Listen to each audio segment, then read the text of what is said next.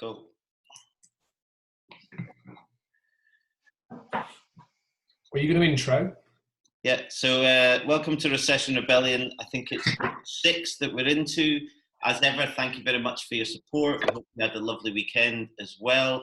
I am Martin Lucas, CEO of a company called Gap in the Matrix. We have a whole bunch of different types of psychology and science to help people strategize and grow their businesses, advertising, marketing, and sales. And I'm joined, as you know, every single week, each day of Recession Rebellion with Phil. Would you like to introduce yourself, Phil?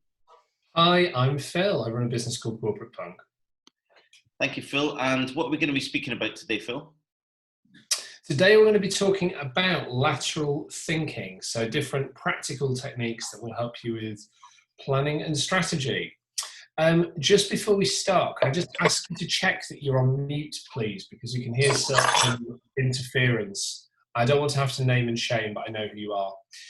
There we go, all better now. Now, there we go, my word of the month, as you all know. Now is the time to be taking action. So, again, fight, flight, freeze, seeing way too much of this at the moment in the way that businesses and individuals are thinking about what they need to do today and what they need to do tomorrow. It's really interesting, just as a sort of thought for the week before we step into lateral thinking. It's interesting, I think, just to dwell on the nature of the narratives that we're being exposed to all day, every day. If you read the press, for example, where you talk about the press and they talk about wars and battles against the coronavirus, so that's a fight-based response, or economies and markets in freefall, which is almost like a flight-based response, or the idea of a lockdown, which is a freeze-based response. And all of these kind of limbic and reptilian brain reactions are actually robbing us of our agency, they're robbing us of our autonomy, and they're robbing us of our empowerment in terms of being able to crack on and get stuff done. The idea that any of us need Boris Johnson to tell us what needs to happen in order that we can get on and plan what we need to do in our business is a fundamental anathema to me, and it should be an anathema to any right-thinking person, to be honest with you. The idea that we need the Chancellor to explain more initiatives before we can get on and plan is also an anathema. The idea that we need economists to tell us what's going to be going on, or we need to see what the competition's doing. All of these things are really just, when you examine them, excuses for not thinking hard enough and taking meaningful, sensible action. It's just that the nature of the action that we need to take needs to be more fluid than it has been before. So tomorrow morning I'm posting a video on LinkedIn which is all about the need for fluid strategy. So for me, this question of when should we be acting, the answer is always now. And I just want to invite you to reflect before we move into this week in Recession Rebellion and before we move into talking about lateral thinking today, to what extent are you and your businesses being co-opted into a really, really unhelpful narrative about what's going on around COVID-19, the economy, and so on. Because if you are a slave to those narratives, you are storing up problems for yourself because you're not taking the right kind of meaningful action. The word of the week, the word of the month, the word of the crisis is now, in my view. You'll see Martin's just posted a link to an article that went up on Forbes this morning. I have interviewed 3 businesses who are taking meaningful action now. So one of them has accelerated their plans. One of them has thought really inventively about their supply chain, and one of them has not taken the decision to furlough staff, but actually redistribute staff within their organisation in order to accelerate certain initiatives that they've got underway. So brilliant examples of entrepreneurial thinking in action available to you on Forbes. I was genuinely inspired to talk to those businesses, and I hope that's a really interesting contribution. Now, let's talk about lateral thinking. So I have a seminar I'm doing, which is 10 techniques to help you create breakthrough strategy and tactics. I only have time to do 6 with you today, so I've chosen the 6 best. I'm going to get into it this morning. So all of these are really just ways of getting out of thought grooves that you may already be in about what it is that you should be doing.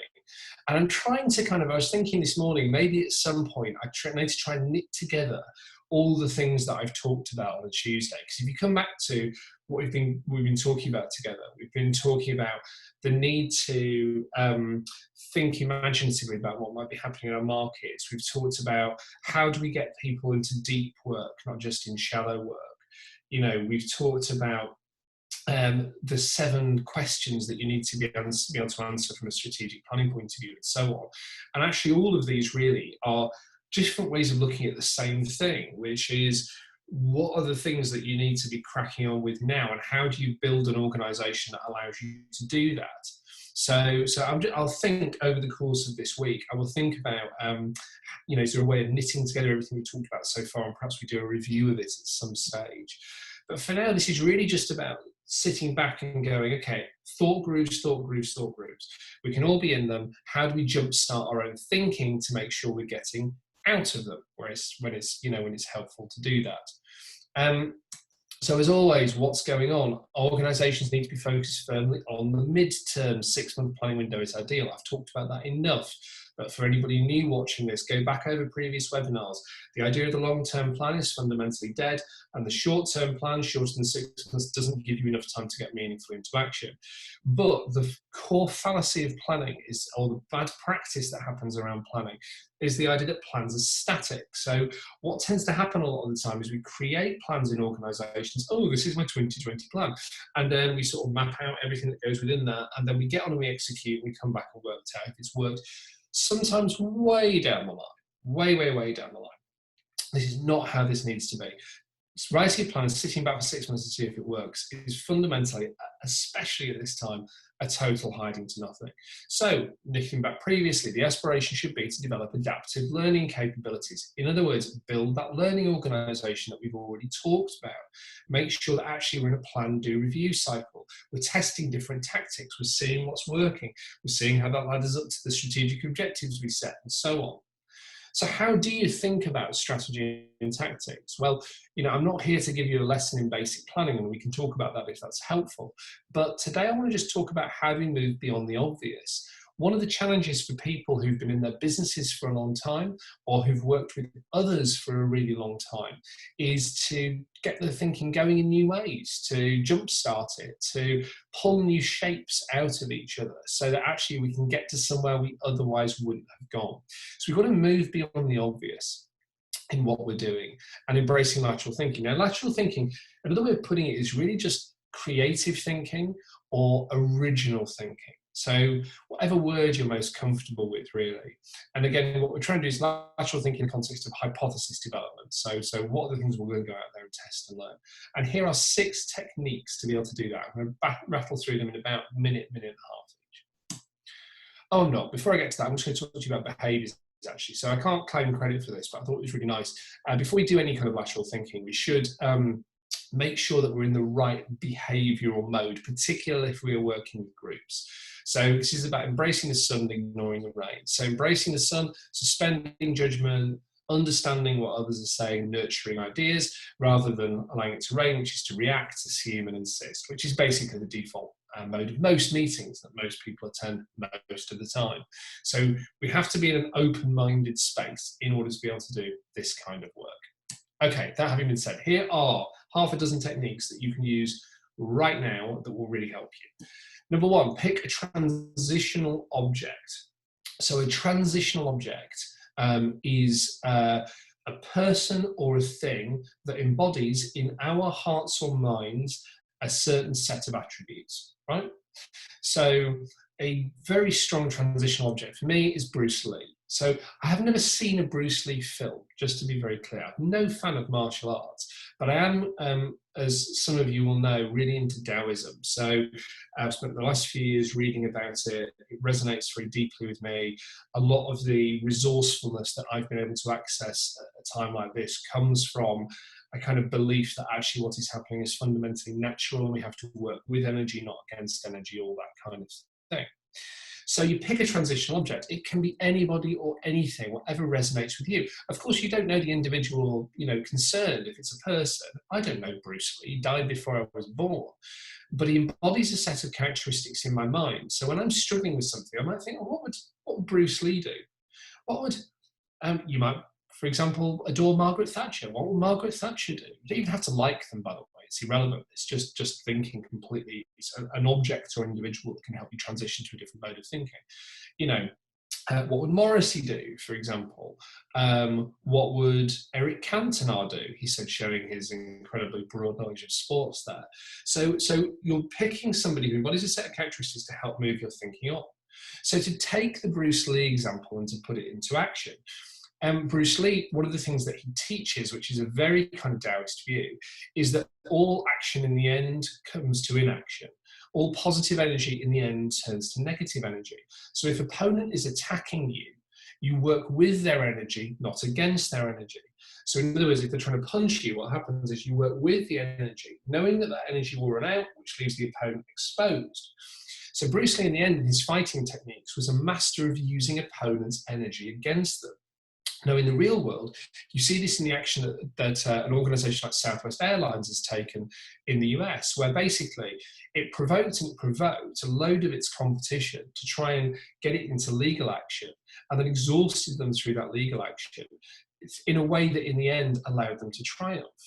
So, they basically pulled everybody onto their terrain, fought on that terrain, and won by exhausting their opponents of energy through a very long legal process. It is a fundamental strategy to do that. But you access that by thinking, in my case, I would think, what would Bruce Lee do? One of the things he would do would be use his opponent's energy against them. How might I do that in this situation? Do you see what I mean? So it's a really powerful technique to just move your thinking to somewhere that you probably innately wouldn't have got it to, because the object is transitional. The object represents a set of qualities or values that you yourself do not embody, or the people around you do not embody. So it's up to you who you pick, but it's a very powerful technique. Let's talk about another one. Jump to completely the wrong answer. So the killer question is the one that brings this to life. What's the one thing we shouldn't do, right? So jump to completely the wrong answer. Now, this is actually far more powerful than you might think. So what's the one thing we shouldn't do? Often gives a totally different, well, what would happen if we did that? Or is there an interim mode between the thing we shouldn't do and where we are now? You see, it starts to open up new avenues of thought. Now, there's a Swedish clothing company I'm quite a fan of called Askid. The one thing that you shouldn't do if you're in clothing retail is refuse to sell clothes on Black Friday or Cyber Monday. It's precisely what they did. The only thing that you can buy from Askid, which is fundamentally trying to sell clothing that it believes will last you into the longer term, the only thing that you can buy is garment care chemicals on its site on those 2 particular days. Completely counterintuitive strategy, but actually very, very powerful from a brand positioning point of view. The wrong answer, how do I sell more? Actually, is to that question is, well, I'm just going to stop selling on the days when sales are at their height. But actually, you will sell more because increased loyalty, increased awareness, increased loyalty, and a sort of buy into the brand that you will get from its loyal audience as a result of doing that. So jumping to the wrong answer can also be a very, very powerful thing to do. It's also quite fun, by the way, because it sort of frees you. It frees you. It's sort of quite an irreverent thing to do sometimes, to go, well, what's completely the wrong thing to do in this situation? Sometimes you don't know where, but sometimes it will open up quite a radical new avenue for you. Technique number 3. Don't add, subtract. A lot of strategies are fundamentally additive. We just want to do more, we want to do more, we want to do more.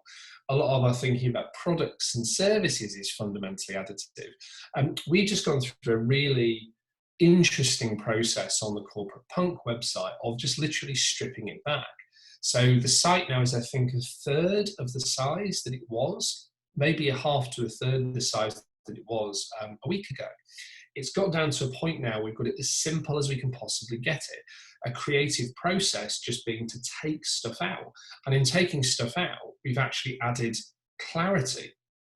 Don't add, subtract in the context of trying to think of new things to do can actually pull us into a completely different space. what could we take away to make something new, right? So in action, Twitter is actually a brilliant example of this in action. What they took away was the ability for bloggers to use over 140 characters.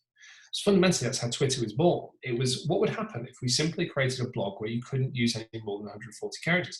They took away the ability to write at length. And in doing that, Twitter was created, and so was billions of dollars worth of value. So not adding but subtracting. What can we take away to make something new? A lot of businesses, they've created a lot of complexity sometimes in their products and service offers. This question forces challenge to that. Now, another one is reframing the problem. So, Winston Churchill said, I always feel a bit bad quoting Churchill these days because, of course, he's a known favourite of Boris Johnson, somebody that I not have a huge amount of time for. But Winston Churchill always said, if you understand the problem clearly, you are more than halfway to the solution, which is totally true. But a lot of the time, the way that we actually think about a problem influences the nature of the solution that we get. So I have a problem in sales, for example, may not be a very helpful way of articulating the problem versus the more specific that you might be able to go with it. Killer question, how else might we express this problem? So to give you an example of this in action, so Sainsbury's, this is going back a good few years now, was trying to get from, I think it was third to second in the supermarket rankings. I think it was behind Asda at the time. The problem in the end, they managed to distill down to, actually, our basket value is the issue. And if we could improve we need to improve the basket value each visit by, I think it was £1.32. It's like that level of specific. To get £1.32, if we get our basket value from X to Y, actually we'll move ourselves from 3 to 2 in those supermarket rankings.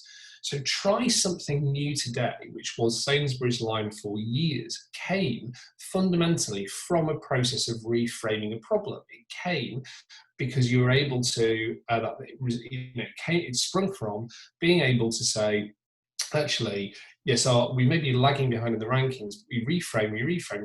£1.32 basket value is the actual problem that we've got here, and therefore that leads us to much greater level of strategic clarity. So, when you're thinking about sales, for example, the question you might want to be asking is going back to some basics. So is our problem really one of, is it one of recency, as in people who bought from us aren't buying from us often enough? Is it also frequency is probably a better way of putting that? Is it a problem of value? They're not buying enough stuff. Is it a problem of penetration? We're not actually got enough people buying, so on. So it's constantly interrogating the frame through which we understand the world is really, really important. Next one, embracing a spirit of revolution here. So we all operate under a load of default assumptions. And the assumptions that we operate under are, this is the way this category works, this is the way this market works, this is what the consumer wants, this is how much we have to charge, and so on and so forth, right? These are assumptions that get baked or hardwired into how entire categories function and entire businesses function. And they can be really usefully challenged at source. The killer question, what are the rules of this category and how do we break them? Forgive me a period of slight moments of self-referentialism here, but I have a business called Corporate Punk, and so spirit of embracing revolution, I do feel reasonably well equipped to talk about this. Corporate Punk basically said, what are the rules of management consultancy? Well, there's a rule which is you land and expand. Well, we don't do that. We solve one problem once. There's a rule that you don't quote prices up front. You just sort of, you charge as you go. We don't do that. We have total pricing transparency with our clients. There are rules around you have to be working with frameworks and tools and things that you've invented. Well, we do a bit of that, but actually a lot of the time we're helping people to do that for themselves. There's a rule that you create dependency. Well, we actually specifically seek to create independency. So when people work with us, they don't have to work with us again. The revolution that we have continued to champion in our practice comes from an understanding of these are the rules of the category, and this is and breaking them actually serves our audience better, and in time it serves our business better. So understanding what those rules are, and then you can start to think about how do you break them.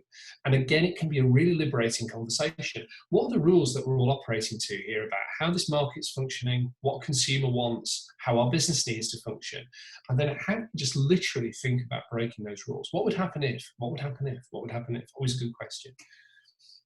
And then the final one's a little bit different, but I wanted to share with you just because it's a window into a whole other kind of series of lateral thinking tools, which is to embrace a tool called Oblique strategies. So this is normally the last one that I talk about, but I'm just going to show you on my phone. So Brian Eno, years ago, invented a series of cards. I think there's 100 cards in the pack that he uses with bands when he's trying to get them to improvise and think differently about what they're doing.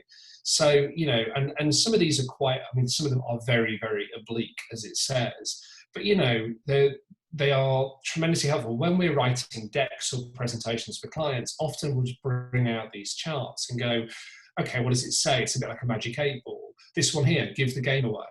So what would that mean for what we now needed to do, for example? Another one, use fewer notes, you know. So all of these strategies are, some of them are very, very kind of like esoteric, but they can be incredibly helpful just in jump starting your thinking as you're starting to do things like narrative storytelling as well. So, you know, that's a great example, give the game away. What would that actually mean? Again, just to go back to ourselves for a second, giving the game away means we actually just literally put exactly how we work on our website. So, you know, these are the rules for success, all of them there, plain as day. Nothing hidden about what we do at all, you know, and so that kind of level of authenticity comes through. So these sort of lateral thinking questions are really useful. So have a look at you can download the app, it's free. It's a really, really good one to spend some time with. So to recap where we've been, get your behaviors right. So suspend judgment. Pricking transitional objects. What would Bruce Lee do? What would whoever you want do? What would Boris Johnson do? What would Angela Merkel do? Those two very different ways through, aren't there already? Jumping completely to the wrong answer. So let's get into the things we can't talk about here. What's the one thing you absolutely shouldn't be doing? Thinking about what can you take away rather than what can you add. Making sure that the problem is reframed. So making sure that you continually reframe the problem actually will give you new strategies in and of itself. Looking at the core assumptions of your category and working out how you embrace the spirit of revolution. And then that tool of oblique strategies can be really, really helpful just in terms of additional ways into thinking as well. So what's the one thing you should do now off the back of all this? Well, I'd say review your existing strategy and tactical plan. And if you haven't got one, write one, I think would be the recommendation at this point in time. Take one element of that plan then when you've done it, and apply one of these techniques and assess for impact. So if you haven't got a strategy or tactical plan, sometimes these techniques actually might give you ways into being able to think about what should be on it. So you can use them as run-ins as well as ways of just, you know, picking some stuff you've already worked through and then just trying to kind of shake it up a bit and see how you can get it somewhere new. The businesses that think laterally, read that Forbes piece that we circulated this morning. The businesses that think laterally at the moment are the ones that are really positioned to clean up. And that, I think, is probably gives us to enough time, takes us to time for today. Martin. Well, wonderful, Phil. Thanks very much. So a couple of comments. Please keep the questions coming in. So absolutely brilliant. Thanks. Love the ideas and examples. Next one was a comment from Nick that I'd love your opinion on. So taking the Ascot example, the budget car brand, I don't know how to say it, Dacia, D-A-C-I-A? Dacia, I think it is. Showing my skill at cars, right? They built a pop-up shop in Westfield on Black Friday, but closed the doors. You could peek through the little gaps to see the cars alongside the message for Dacia. Value is every day, not just Black Friday. Quite a nice example, I thought. What do you think of that one, Phil? I think that's a good example. I mean, I think that, I don't know them as a brand at all, but I think it's that counterintuitive thing, right? I mean, cutting through sometimes means behaving in ways that people wouldn't expect you to behave, right? And I think that's a really good example of behavior which is quite counterintuitive. So no, I think it's a good example. And that's it for today. We've got a lot of comments that just a lot of positives have come in, Phil. So I think that what you've given people is a big weight of deep thinking, but lots of practical tools and stuff. So for me personally, it's one that I'm going to download, put on YouTube, and rewatch, because I've got a bit of free time anyway this morning, and I'd love to pick it up. So what have we got in store for us tomorrow is Andrew Vorster is our special guest. Andrew Vorster is a keynote speaker all about innovation, so he's done talks literally all over the world, so very excited about that. It's somebody that Phil and I have worked with in the past when we were running the events with Google and stuff, and it's very well received. So join us at 9 a.m. tomorrow. And again, can I say one more thing, Martin, just before we finish, which is thank you to those of you who emailed in your comments and suggestions for how we can improve what we're doing on these Recession Rebellion webinars. Martin and I are talking today about what some of those ideas, and in the spirit of testing and learning, you can expect to see some degree of experimentalism taking place over the coming weeks. So more on that very soon. But thank you to those of you who took the time to write in. Brilliant. Thank you.